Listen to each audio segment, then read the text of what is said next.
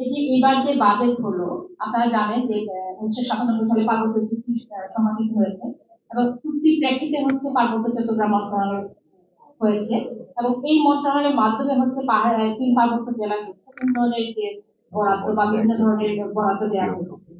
তো আপনারা যারা এখানে এসেছেন সবাই নিশ্চয়ই বাজেট সম্পর্কে অবগত থাকেন। তো গত বছরের বাজেট আর এই বছরের বাজেটের মধ্যে হচ্ছে অনেক পার্থক্য। আমরা যদি দেখি 2023-24 ওখানে ছিল হচ্ছে 0.17% ছিল, এটা প্রস্তাবিত ছিল। এরপরে যখন এটা রিভাইজ করা হলো সেটা হয়ে গেল হচ্ছে 0.13%। তার মানে পার্বত্য চট্টগ্রামের জন্য হচ্ছে এটা একটা সংখ্যায়ও আসে না, এটা হচ্ছে দশমিকের পরে আসে। আর এইবারে দেখেন 2024-25 সেটা আরো কমে আসছে 0.08%। এটা হচ্ছে প্রস্তাবিত, তার মানে এটা আবার রিভাইজ হবে। তো রিভাইজ হওয়ার পর আমি জানি না আবার কতটুকু নেমে আসবে। তো এই যদি অবস্থা হয় আজকে আমরা এই এত মানে লক্ষ কোটির যে বাজেট দেখি আমরা মানে উচ্ছ্বসিত হই, হ্যাঁ, সেই জায়গায় আমরা যারা অসুবিধাগ্রস্ত মানুষ আছি তাদের জন্য আসলে কতটুকু। এটা তো শুধুমাত্র পাহাড়ে পার্বত্য চট্টগ্রামের চিত্র, সমতলে যারা আছে তাদের চিত্র তো আরো ভিন্ন। তো আমি শুরুটা করি হচ্ছে জিএসটি নিয়ে। এই যে বাজেট কি হচ্ছে এবং এটা ক্রমে যে কমে আসছে পার্বত্য চট্টগ্রামের জন্য, তো একটা চুক্তি করা হচ্ছে, চুক্তি প্রেক্ষিতে হচ্ছে চট্টগ্রাম বিষয়ক মন্ত্রণালয় হয়েছে পার্বত্য চট্টগ্রাম বিষয়ক মন্ত্রণালয়। চুক্তি বাস্তবায়নের জন্য হচ্ছে সরকার আদৌ কতটুকু আনবে।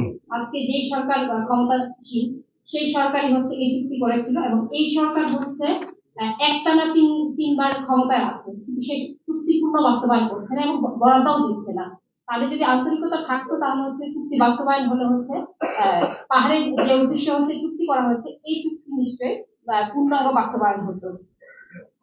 এই চুক্তির প্রেক্ষিতে আরেকটা হয়েছে হচ্ছে, আপনারা জানেন সবাই এখানে, আপনারা যেহেতু সাংবাদিক আপনারা সব খবর রাখেন, পার্বত্য চট্টগ্রামের সবচেয়ে বড় সমস্যা হচ্ছে ভূমি সমস্যা ছিল এবং এই ভূমি সমস্যাকে নিরসনের জন্য হচ্ছে পার্বত্য চট্টগ্রাম ভূমি অধিগ্রহণ নিষ্পত্তি কমিশন গঠন করা হয়েছে।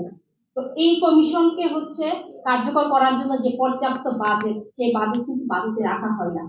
এত অপ্রতুল হচ্ছে লোকবল এবং হচ্ছে অন্যান্য সব যা কিছু প্রয়োজন, এই সমস্ত কারণে হচ্ছে আজকে এত বছর পরে হচ্ছে ভূমি কমিশন ঠিকভাবে কাজ করতে পারছে না এবং কার্যকরী কোনো কমিশন হিসেবে আমরা দেখতে পাই না আজকে ঠিক একইভাবে আমরা যদি দেখি এই চুক্তির পরে হচ্ছে ভারতে যারা হচ্ছে প্রায় লক্ষাধিক যে পাহাড়ি শরণার্থী হয়েছিল তাদেরকে ফেরত নিয়ে আসা হয়েছিল। তো তাদের জন্য হচ্ছে একটা টাস্কফোর্স গঠন করা হয়েছে, ভারত প্রত্যাগত যুগ্ম শরণার্থী ও অভ্যন্তরীণ বাস্তব প্রত্যাবাসন টাস্কফোর্স।